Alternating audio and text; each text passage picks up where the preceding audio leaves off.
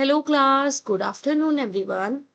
Class, जैसे कि previous classes में हमने आपका रेस्पिरेटरी इमरजेंसी स्टार्ट की थी, जिसमें मैंने आप लोगों को रेस्पिरेटरी इमरजेंसीज के बारे में बताया था। कौन कौन सी रेस्पिरेटरी इमरजेंसीज होती हैं उनके बारे में भी बताया था। उन्हीं में से एक इमरजेंसी जो कि है एयरवे ऑब्स्ट्रक्शन, इस कंडीशन के बारे में हम आज की क्लास में बात करेंगे कि एयरवे ऑब्स्ट्रक्शन किस तरीके की कंडीशन है, इसमें क्या होता है, कैसे होता है और इसमें क्या क्या सिम्टम्स हमें दिखाई देते हैं और इसके मैनेजमेंट के लिए एज अ फर्स्ट एडर हम क्या क्या फर्स्ट एड ट्रीटमेंट फॉलो कर सकते हैं। तो चलिए अपने टॉपिक को स्टार्ट करते हुए बात करते हैं आपके एयरवे ऑब्स्ट्रक्शन की। तो एयरवे ऑब्स्ट्रक्शन बेसिकली क्या होता है? तो नॉर्मल अगर हम एक सिंपल लैंग्वेज में समझे, तो जब भी हमारे गले में कोई भी हार्डेस्ट ऑब्जेक्ट फंस जाता है, लाइक कोई बाहरी सब्सटेंस, कोई लाइक ऐसा कोई प्लास्टिक का या कोई कॉइन या फिर आपका कोई फूड पार्टिकल्स जब हमारे एयरवे में फंस करके हमारे एयरवे को ब्लॉक कर देते हैं, तो उसे हम एयरवे ऑब्स्ट्रक्शन बोलते हैं। एयरवे ऑब्स्ट्रक्शन बेसिकली क्या है? जब हमारा एयरवे ऑब्स्ट्रैक्ट हो जाता है, एयरवे में हमारे कुछ फंस जाता है, तो उसे हम एयरवे ऑब्स्ट्रक्शन कहते हैं। Airway obstruction is a condition in which the airway is partial or complete blockage. Airway obstruction एक ऐसी कंडीशन होती है जिसमें क्या होता है, हमारा जो एयरवे है वो पूरी तरीके से या तो ब्लॉक हो जाएगा या फिर आपका पार्शियल थिकनेस को एक तरीके से ब्लॉकेज को कॉज करता है, जिसमें क्या होता है कि हमारे नोज या फिर माउथ, मतलब जिसे हम ओरल कैविटी या नेजल कैविटी बोलते हैं, नेजल कैविटी से या ओरल कैविटी से हमारी जो एयर है हमारे लंग्स में जाती है, तो उस पाइपलाइन को उस वे को हम क्या बोलते हैं? आपका एयरवे बोलते हैं। जिसमें क्या होता है कि जब इस एयरवे में कोई हार्डेस्ट ऑब्जेक्ट फंस जाता है, लाइक हम खाना खा रहे हैं तो वो खाना फंस गया, या फिर हम आपका कोई बाहरी ऑब्जेक्ट अपने माउथ में डाल रहे हैं, जैसे स्पेशली जो आपके छोटे बच्चे होते हैं उन्हें कुछ पता नहीं होता है कि उनके लिए क्या हार्मफुल है क्या यूजफुल है। वो क्या करते हैं, उन्हें जो भी चीज मिलती है वो अपने माउथ में डाल लेते हैं, और जिसकी वजह से क्या होता है कि वो उनके गले में जाकर के फंस जाता है और आपका एयरवे ब्लॉक हो जाता है। उसी को ही हम क्या बोलते हैं? एयरवे ऑब्स्ट्रक्शन, जो कि एक आपकी रेस्पिरेटरी इमरजेंसी होती है, जिसमें आप प्रॉपर ब्रीथ नहीं ले पाते हैं। जब ब्रीथ आप नहीं ले पाते हैं तो उसकी वजह से आपका रेस्पिरेटरी अरेस्ट कॉज होता है, जिसमें आपको क्या दिखाई देता है कि आपके कई सारे ब्रीदिंग इश्यूज आपको मेजरली दिखाई देते हैं। तो यही हमारा क्या है? Airway obstruction.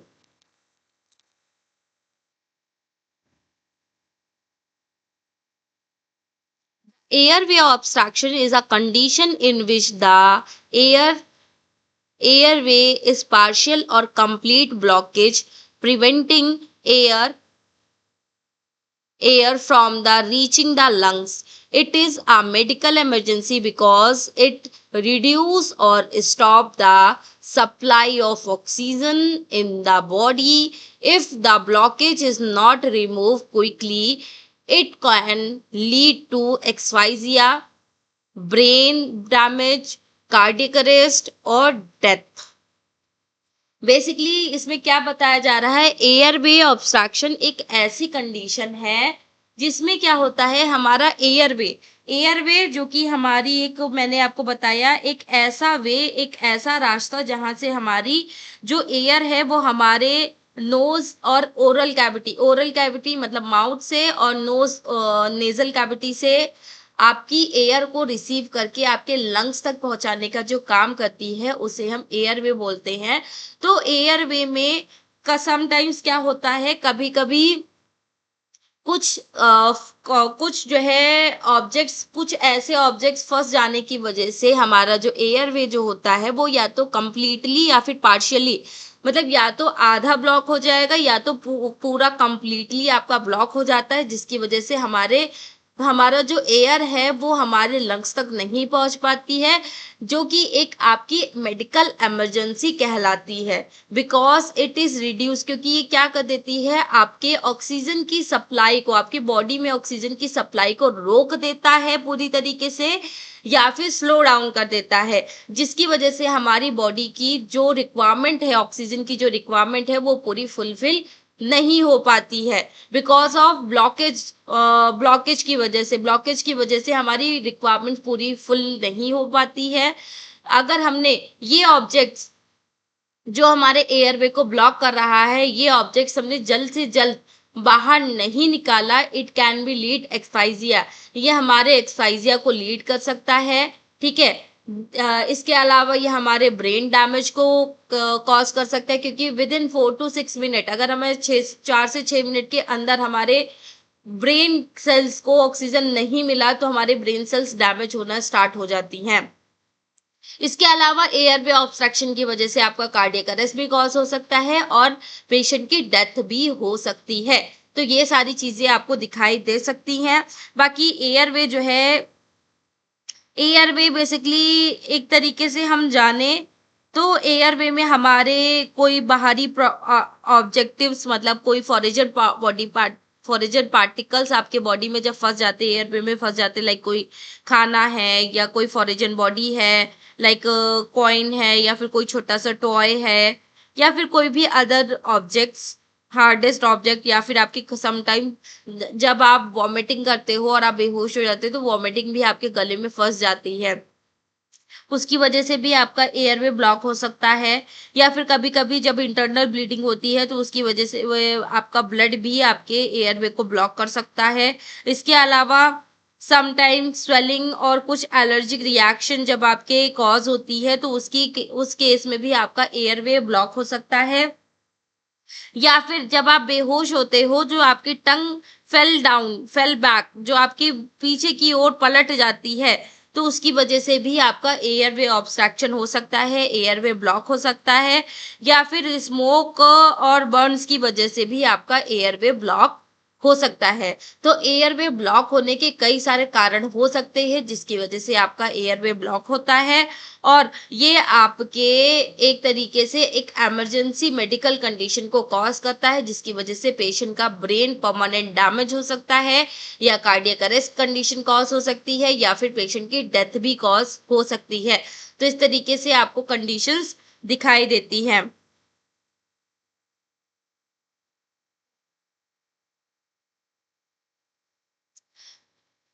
इसके अलावा हम जब भी हमारी ह्यूमन बॉडी में कुछ फ्यू मिनट्स तक कोई खाना या पानी या कुछ घंटों तक, कुछ दिनों तक अगर हम खाना या पानी नहीं भी लेते हैं तो हम जिंदा रहते हैं, हमें कोई भी कॉम्प्लिकेशंस, मतलब हम जिंदा रहते हैं, बस हम थोड़ा सा वीक हो जाते हैं, बट हम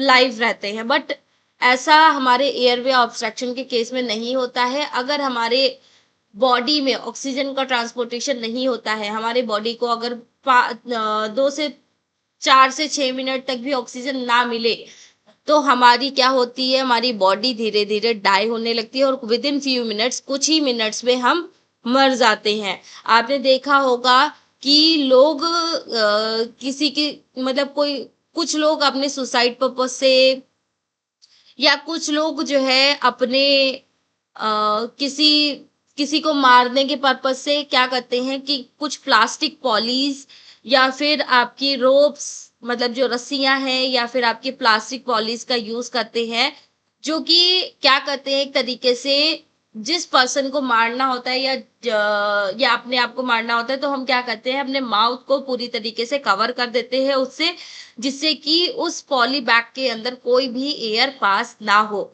या फिर हम जो रोप होती है, रोप को क्या किया जाता है, जैसे स्ट्रैंगुलेशन, जैसे आपकी फांसी लगाई जाती है, तो जब फांसी लगाई जाती है तो आपके गले में लगाई जाती है, और गले में क्या होता है, आपका एयरवे होता है। एयरवे वहां पे क्या होता है कि एयरवे को वहां पे ब्लॉक कर देता है एक तरीके से, जो आपकी रोप जो होती है, आपकी जो रस्सी जो होती है वहां पे एक प्रेशर क्रिएट करती है, जिससे क्या होता है आपका एयरवे ब्लॉक हो जाता है। और जब एयरवे ब्लॉक होता है तो वो आपके लंग्स तक ऑक्सीजन को पहुंचाने का काम नहीं कर पाता है, और ऑक्सीजन आपकी आगे की ओर पास नहीं हो पाती है, जिसकी वजह से आपके लंग्स तक लंग्स को ऑक्सीजन नहीं मिल पाती है, और जिसकी वजह से क्या होता है आपका एयरवे ब्लॉक हो जाता है, और आपके बॉडी के वाइटल ऑर्गन्स को, आपके हार्ट को, आपके ब्रेन को ऑक्सीजन नहीं मिल पाती है, जिसकी वजह से क्या होता है आपके कई सारे फिजियोलॉजिकल फंक्शंस डिस्टर्ब हो जाते हैं, जिसकी वजह से हमें बहुत ज्यादा इश्यूज क्रिएट होते हैं।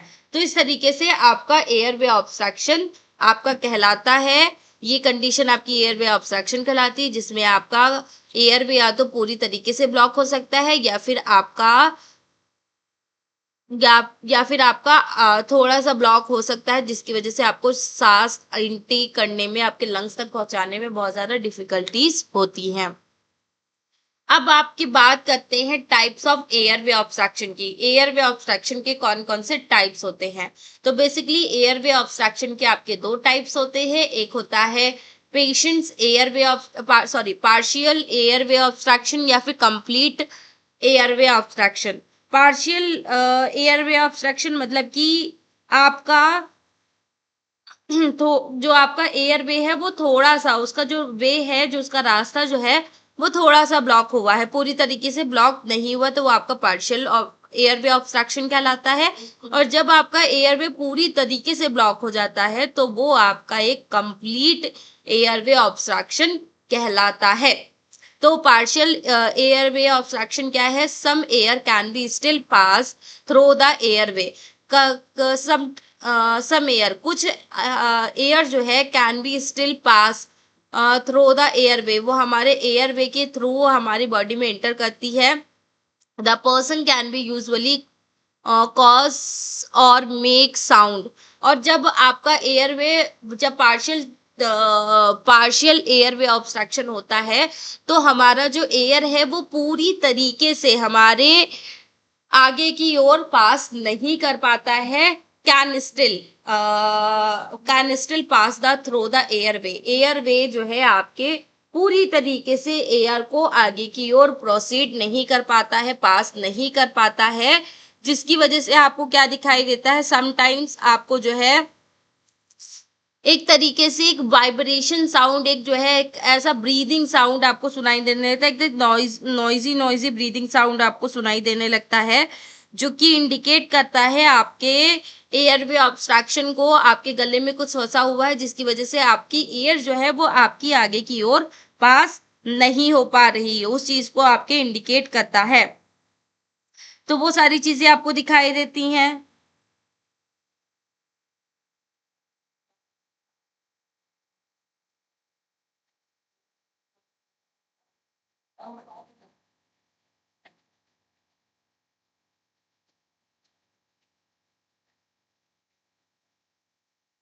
ठीक है, तो एयरवे ऑब्स्ट्रक्शन में क्या होता है कि सम एयर, कुछ कुछ थोड़ी बहुत एयर आपकी बॉडी में अंदर जा सकती है आपके पार्शियल एयरवे ऑब्स्ट्रक्शन के केस में।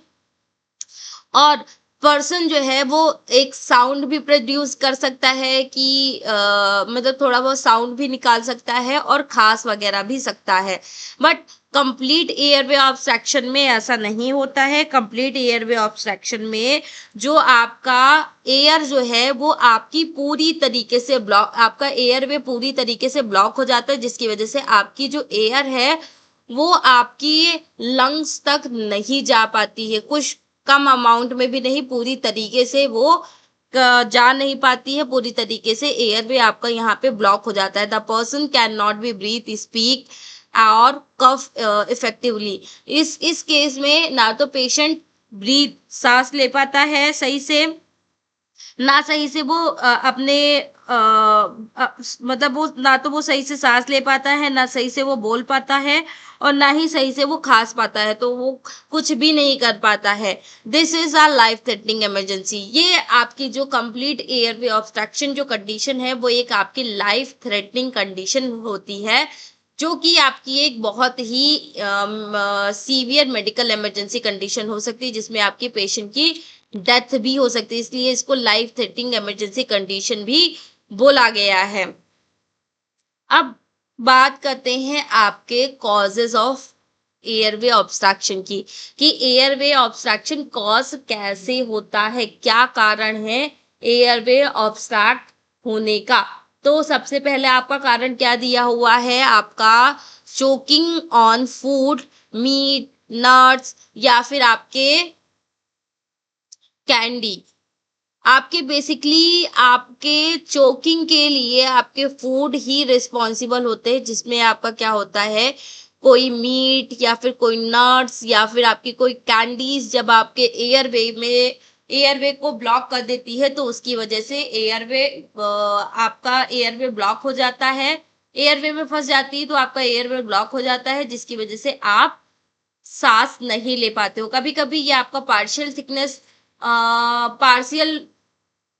पार्शियल एयरवे ऑब्स्ट्रक्शन को कॉज करता है, कि मतलब पूरी तरीके से आपके एयरवे को ब्लॉक नहीं करता है, बट थोड़ा सा आपके एयरवे को ब्लॉक कर देता है, जिस कारण जिस कंडीशन में आप थोड़ी बहुत एयर इनटेक कर सकते हो, कंप्लीटली आपके एयरवे को ब्लॉक नहीं करता है ये। दूसरा आपका क्या बताया गया है, दूसरा आपका ये बताया गया है कि आप हाँ, ये आपका जो चोकिंग है वो आपके कोई मीट, मतलब जैसे आप नॉनवेज वगैरह खा रहे हो, तो नॉनवेज में आपका क्या रहता है, बेसिकली आपका बोन्स रहती है, तो जब आप नॉनवेज खाते हैं तो हो सकता है वो बोन्स आपके एयरवे को ब्लॉक कर दे, एयरवे में फंस जाए। ठीक है, गलती से आप उस बोन को आप खा ले, इंटेक कर ले, ठीक है, तो वो भी आपका एक तरीके से ब्लॉकेज को कॉज कर सकता है। या फिर कोई नट्स जैसे कि आलमंड है, या फिर कुछ ऐसे हार्डेस्ट आपके नट्स एंड सीड्स जो होते हैं, सीड्स नहीं नट्स, वो भी आपके एयरवे को ब्लॉक कर सकती हैं। इसके अलावा कैंडीज जो हमारी टॉफी वगैरह आती हैं, जो हमारी टॉफी वगैरह आती है, तो वो भी क्या कर सकती है, वो भी बहुत ज्यादा हार्डेस्ट होती हैं और वो धीरे धीरे डिसॉल्व होती है, बट अगर जब हम उनको लेते हैं तो वो हमारे एयरवे को, कभी कभी समटाइम्स ऐसे होता है ना कि हम टॉफी खा रहे हैं और अचानक से हमें हंसी आई, और जब हम हंसने लगे तो वो हमारे गले में जाकर के फंस जाती है वो टॉफी।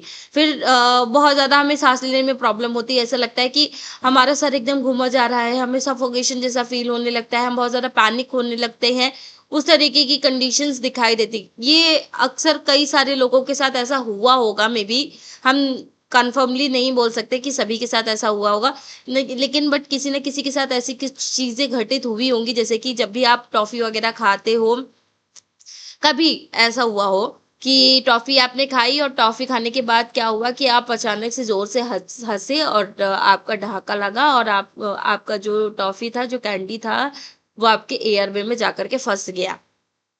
ठीक है, जिसकी वजह से आपका एयरवे ब्लॉक हो गया, जिसकी वजह से आपको सांस लेने में बहुत ज्यादा प्रॉब्लम हो रही थी। और जब तक वो टॉफी अंदर नहीं गई, हमारी बॉडी के अंदर जब तक नहीं चली गई, तब तक हम बहुत ज्यादा पैनिक हो जा रहे थे, या फिर हमारे सांस लेने में हमें बहुत ज्यादा डिफिकल्टीज हो रही थी। इस तरीके की कंडीशन हमें दिखाई दे रही थी, जो कि एक तरीके से आपके एयरवे ऑब्स्ट्रक्शन की कंडीशन कहलाती है। ठीक है, इसके अलावा कोई फॉरेजन ऑब्जेक्ट्स, जैसे कि कई सारे फॉरेजन ऑब्जेक्ट्स भी हम, हमारे जो छोटे बच्चे होते हैं, स्पेशली हमारे जो छोटे बच्चे होते हैं, वो मुंह में कुछ भी ऐसा ऑब्जेक्ट डाल लेते हैं, जो भी इनको छोटी मोटी चीज दिखती है, वो मुंह में जो है ऐसा खाना समझ के डाल लेते हैं और उसको खाने की कोशिश करते हैं, और जब वो खाने की कोशिश करते हैं तो वो उनके एयरवे को ब्लॉक कर देती है। ये कोई भी सिक्का हो सकता है, कोई भी खिलौना टॉय हो सकता है, या फिर कोई छोटा सा बटन भी आपका हो सकता है, जो कि आपके एयरवे को ब्लॉक कर देता है। ठीक है, कभी कभी sometimes vomiting blocking the airway, vomiting भी कभी कभी समटाइम जो है, जो वॉमिटिंग जो होती है वो भी हमारी एयरवे को ब्लॉक करने के लिए रिस्पॉन्सिबल होती है, जो कि हमारे एयरवे को ब्लॉक कर देती है। Sometime swelling due to severe allergies की वजह से, एनाफाइलेक्सिस शॉक की वजह से भी आपके कुछ स्वेलिंग या फिर सीवियर एलर्जिक रिएक्शंस आपके कॉज होने की वजह से भी आपका एयरवे ऑब्स्ट्रक्शन कॉज हो सकता है। इसके अलावा सीवियर अस्थमा अटैक के केस में भी आपका एयरवे ऑब्स्ट्रक्शन आपको दिखाई दे सकता है। इसके अलावा कोई ट्रॉमा कोई फेस या फिर नेक इंजरी के केस में भी आपको एयरवे ऑब्स्ट्रक्शन दिखाई दे सकता है, जिसमें आपका एयरवे ब्लॉक हो सकता है। लाइक हम कहीं जा रहे थे, हमारा कोई एक्सीडेंट हुआ, जैसे मूवीज वगैरह में दिखाते हैं कि जब लड़ाई होती है तो वो जो भाला होता है या कोई तीर होती है या बंदूक होती है, उसे गोली वहां पे शूट कर देते हैं आपके एयरवे पे, आपके नेक रीजन पे, जिसकी वजह से आपका एयरवे ब्लॉक हो जाता है। तो वो सारा भी एक एक वो सारे भी एक रीजन हो सकते हैं। कोई ट्रॉमा या फिर कोई इंजरी भी आपका एयरवे ब्लॉक कर सकता है। इसके अलावा स्मोक इनहेलेशन, जब हम स्मोक इनहेल करते हैं, जब बहुत ज्यादा धुआं हम इनटेक करते हैं, तो उसकी वजह से भी आपका क्या हो सकता है, आपका स्मोक भी आपके एयरवे को ऑब्स्ट्रैक्ट कर सकता है, एयरवे ब्लॉक कर सकता है, जिसकी वजह से आपको एयरवे ऑब्स्ट्रक्शन जैसी कंडीशंस दिखाई दे सकती हैं। ठीक है, इसके अलावा ब्लड और म्यूकस इन एयरवे, जब हमारा ब्लड और म्यूकस हमारे एयरवे में जब आता है तो उसकी वजह से भी हमारा एयरवे ब्लॉक हो सकता है। तो ये हमारे एयरवे ऑब्स्ट्रक्शन के कुछ कॉजेज हो सकते हैं। अब बात करते हैं आपके एयरवे ऑब्स्ट्रक्शन के सिम्टम्स की। जब भी एयरवे ऑब्स्ट्रैक्ट होगा तो आपको क्या क्या सिम्टम्स दिखाई देंगे। तो अगर पार्शियल एयरवे ऑब्स्ट्रक्शन होगा तो आपको क्या दिखाई देगा, और कंप्लीट एयरवे ऑब्स्ट्रक्शन होगा तो आपको क्या दिखाई देगा। तो सबसे पहले बात करें आपके पार्शियल एयरवे ऑब्स्ट्रक्शन की पार्शियल एयरवे ऑब्स्ट्रक्शन जब भी कॉज होता है तो आपको उस टाइम पे क्या सिम्टम्स दिखाई देते हैं, साइन एंड सिम्टम्स क्या दिखाई देते हैं। तो ये सबसे पहले जब भी आपका पार्शियल एयरवे ऑब्स्ट्रक्शन होता है तो ये आपको फोर्सफुली कफिंग होने लगती है, मतलब बहुत ज्यादा फोर्सफुली आपको खांसी वगैरह होने लगती है, जिसमें आप बहुत ज्यादा ताकत लगा लगा करके, जोर लगा लगा करके आप खांसने लगते हो, तो वो आपको दिखाई दे सकता है। इसके अलावा आपको ये भी दिखाई दे सकता है कि आपके डिफिकल्टी इन ब्रीथिंग, आपको सांस लेने में बहुत ज्यादा डिफिकल्टीज होने लगती है, जिसमें आप सांस नहीं ले पाते हो, आपको सांस लेने में बहुत ज्यादा प्रॉब्लम होती है। ठीक है, तो वो सारी चीजें आपको दिखाई देती है। कभी कभी समटाइम्स फोर्सफुली कफिंग जब भी आपको होती है तो वो भी आपके एयरवे, आपके पार्शियल एयरवे ऑब्स्ट्रक्शन को इंडिकेट करती है। जब आप बहुत ज्यादा, आपको ब्रीदिंग डिफिकल्टीज, आपको सांस लेने में बहुत ज्यादा प्रॉब्लम होने लगती है, तो ये भी आपके एयरवे ऑब्स्ट्रक्शन को इंडिकेट करती है। इसके अलावा स्क्वीजिंग, जब भी आपको सांस लेने में आपको प्रॉब्लम होती है, सांस लेते समय आपको घरघराहट की आवाज सुनाई देती है। ठीक है, इस तरीके की जब आपको आवाज सुनाई देने लगती है तो वो भी आपका क्या कहलाता है, एयरवे ऑब्स्ट्रक्शन कहलाता है। ठीक है, तो आपको जब भी स्क्वीजिंग वगैरह भी आपको दिखाई देता है, जब आपको सांस लेते समय आपको घरघराने की आवाज आती है, जैसे अभी मैंने आपको बताया।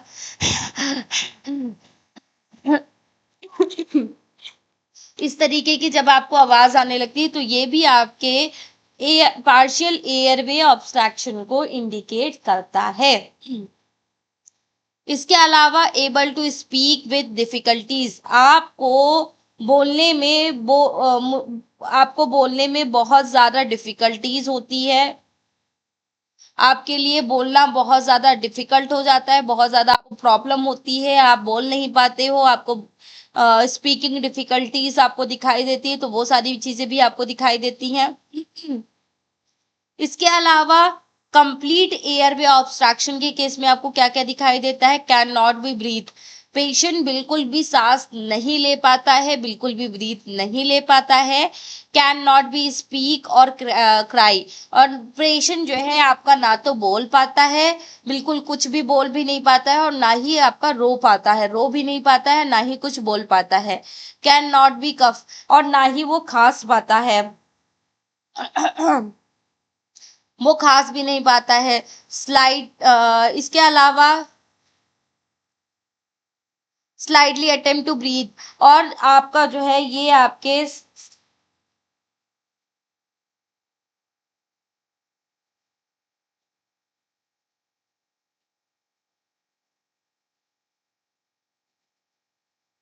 ये आपके ब्रीथ लेने की कोशिश करता है बट ब्रीथ नहीं ले पाता है। इसके अलावा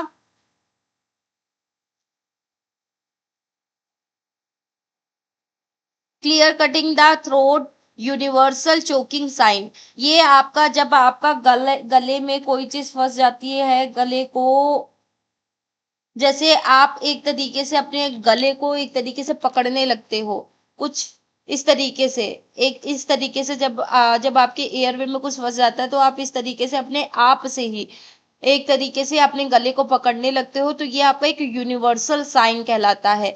चोकिंग का एक यूनिवर्सल साइन कहलाता है। जब भी आपका एयरवे ब्लॉक होता है कंप्लीटली तो आप अपने गले को कुछ इसी तरीके से पकड़ लेते हो, तो ये एक यूनिवर्सल साइन होता है आपके एयरवे ऑब्स्ट्रक्शन का।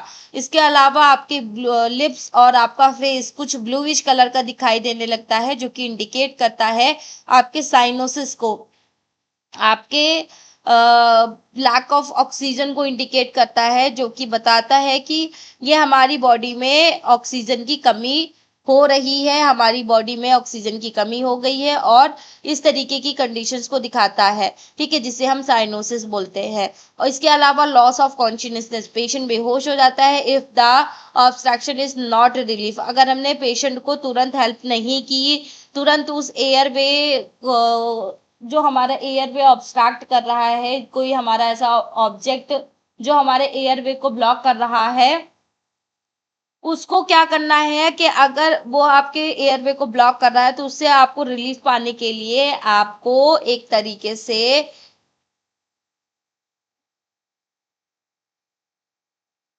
जल्द से जल्द उस फॉरिजन पार्टिकल को या फूड पार्टिकल को या फिर जो भी वॉमिट या फिर जो भी ब्लड म्यूकस जो भी आपका फंसा हुआ है उसको तुरंत के तुरंत आपने नहीं निकाला तो पेशेंट की डेथ हो सकती है। तो आपको तुरंत क्या करना है, उस ऑब्जेक्ट को जल्द से जल्द रिमूव करना है। ठीक है, तो ये सारे आपके एक सिम्टम्स है जो आपको एक कंप्लीट ऑब्स्ट्रक्शन में या फिर आपको एक पार्शियल ऑब्स्ट्रक्शन कंडीशन में आपको दिखाई देते हैं। Loss of consciousness if the obstruction is not relief. अगर ऑब्स्ट्रक्शन से आपको आराम नहीं मिला तो ये आपके कॉन्शियसनेस, लॉस ऑफ कॉन्शियसनेस मतलब बेहोशी को भी कॉज कर सकता है। क्लास आप सभी के लिए एक इम्पॉर्टेंट मैसेज है, एक इम्पॉर्टेंट नोटिस है। अगर आप आपका कोई मेडिकल स्टोर है और आप अपने मेडिकल स्टोर को लीगली वे में आप एक फार्मा क्लिनिक में चेंज करना चाहते हैं, फार्मा क्लिनिक ओपन करना चाहते हैं, तो आप उसके लिए टेलीमेडिसिन कोर्स कर सकते हैं। टेलीमेडिसिन कोर्स जिसकी फीस 25,000 रुपये टोटल है। पूरे कोर्स की फीस टोटल 25,000 है, 25,000 है, जिसमें आपको एक लीगली वे में आप अपने मेडिकल स्टोर को एक फार्मा क्लिनिक में कन्वर्ट कर सकते हैं, जिससे आप इजिली अपने फार्मा क्लिनिक को ओपन करके एक पर्टिकुलरली अपना क्लिनिक चला सकते हैं। तो इस कोर्स को करने के लिए दिए गए नंबरों पे कांटेक्ट करिए, कॉल करिए, मैसेज करिए और पूरी जानकारी लीजिए टेलीमेडिसिन कोर्स के बारे में। ओके क्लास, ठीक है, तो अब हम बात करते हैं आपके एयरवे ऑब्स्ट्रक्शन के फर्स्ट एड ट्रीटमेंट की, कि अगर आपका एयरवे ऑब्स्ट्रक्ट होता है तो आपको क्या फर्स्ट एड ट्रीटमेंट देना है, इसके बारे में बात करते हैं। तो यहाँ पे देखिए कई सारी इमेजेस दिखाई दे रही हैं, जो कि एक तरीके का एक मेथड है जिसके बारे में भी हम बताएंगे। If the person can not be cough, अगर पेशेंट खांस नहीं पा रहा है, encourage them the keep coughing. हाँ, तो अगर इफ पर्सन कैन कफ, अगर पेशेंट खांस सकता है तो हमें उसे खांसने देना है, उसे डिस्टर्ब नहीं करना है, उसे खांसने के लिए रोकना नहीं है, उसे कंटिन्यूअसली खांसते रहना है जब तक वो नॉर्मल ना हो जाए।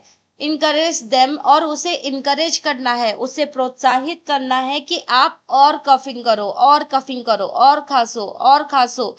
वो भी नीचे थोड़ा सा डाउन होकर के, हल्का सा डाउन होकर के आप खांसो, जिससे कि जो एयर वे में जो आपका फंसा हुआ है वो आपका बाहर की ओर निकल जाए। Do not interfere, the cough becomes, आप उस व्यक्ति को बिल्कुल भी डिस्टर्ब मत करो, उस कैजुअलिटी को बिल्कुल भी डिस्टर्ब मत करो जब वो खांस रहा हो, जिससे क्योंकि वहां पे वो इनइफेक्टिव हो सकता है, कहीं ना कहीं वो उसे अफेक्ट कर सकता है। तो अफेक्ट ना करे तो उसके लिए आपको क्या करना है, पेशेंट को बिल्कुल भी डिस्टर्बेंस क्रिएट नहीं करना है। If the person can not be breath और स्पीक, अगर कोई व्यक्ति ना तो खांस पा रहा है ना ही वो ब्रीथ सांस ले पा रहा है, तो आपको क्या करना है, for the adult and childrens, 1 साल से ऊपर के जो बच्चे हैं उनके लिए, तो 1 साल से ऊपर के लोगों में हम कुछ, जब आपकी ब्रीदिंग नहीं होती है, आप पेशेंट जो हमारा कैजुअलिटी हमारे अडल्ट या फिर 1 साल के ऊपर के जो लोग हैं, अगर उनमें ब्रीदिंग इश्यूज या फिर स्पीकिंग डिफिकल्टीज आपको दिखाई देती है एयरवे ऑब्स्ट्रक्शन की वजह से, तो हम वहां पे क्या करेंगे, कॉल इमरजेंसी मेडिकल सर्विसेज, हम तुरंत मेडिकल सर्विसेज को कॉल करेंगे, इमरजेंसी मेडिकल सर्विसेज को कॉल करेंगे। गिव 5 बैक ब्लोज, आपके 5 बार आपको पीछे की side between the shoulder and blenders, जो आपका पीछे की साइड, आपको पीछे कमर जहां पे आपकी स्पाइनल कॉर्ड होती है, बीचों बीच शोल्डर के बीच में स्पाइनल कॉर्ड पे आपको क्या करना है, 5 बार थपथपी देनी है, थपकी देनी है पेशेंट को, जिससे कि वो भी नीचे डाउन करके कुछ इस तरीके से, ये देखिए कुछ इस तरीके से आपको थपकी देनी है।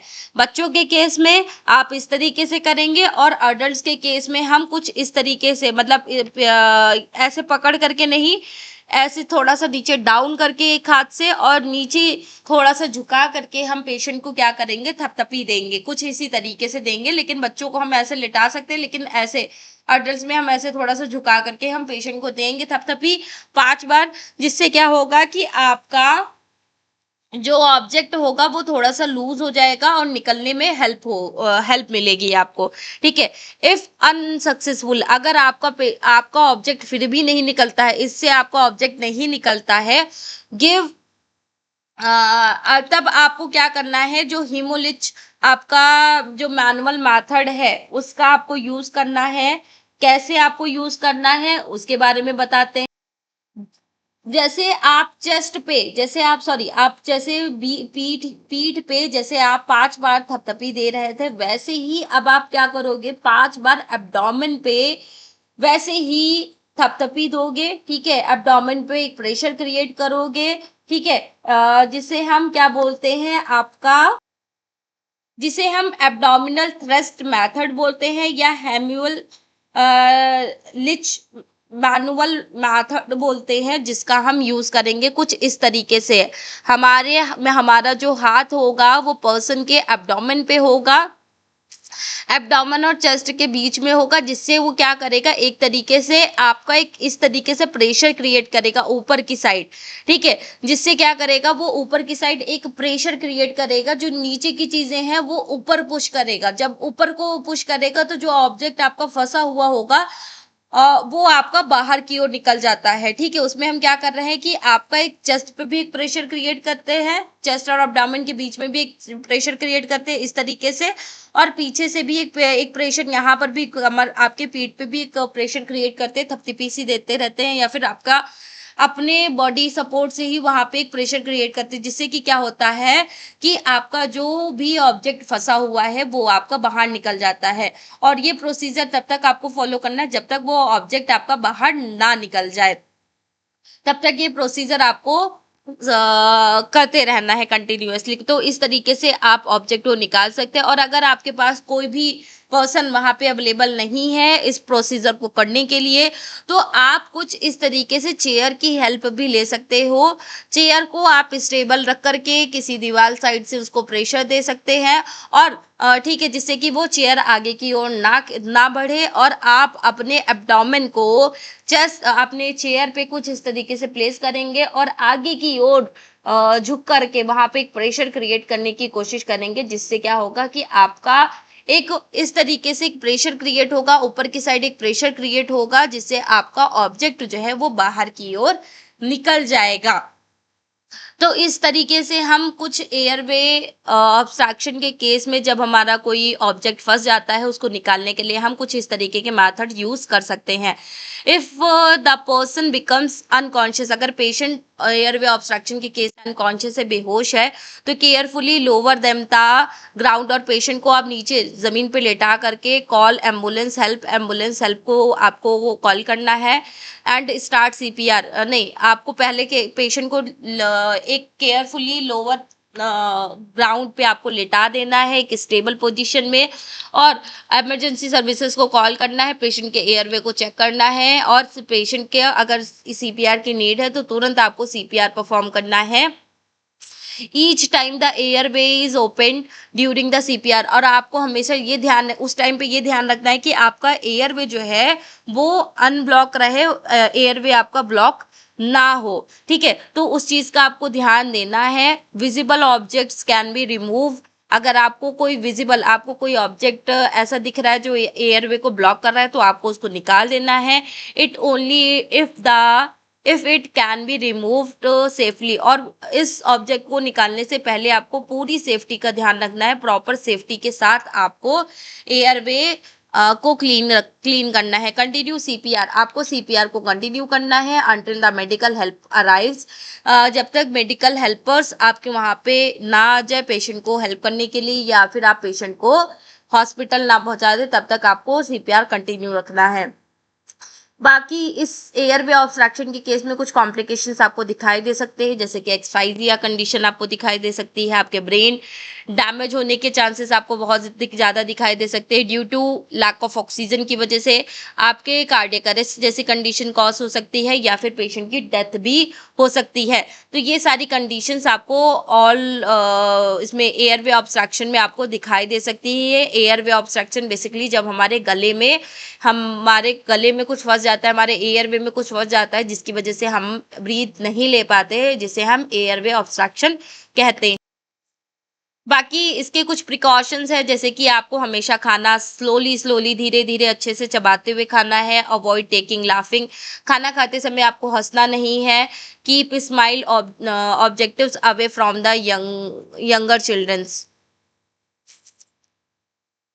And cut food into small pieces, और हमेशा आपको खाने को छोटे छोटे पीसेस में कन्वर्ट करके ही खाना चाहिए, ठीक है। और इसके अलावा लर्निंग, आपको basic first aid treatment of CPR, आपको सीपीआर के बारे में पता होना चाहिए।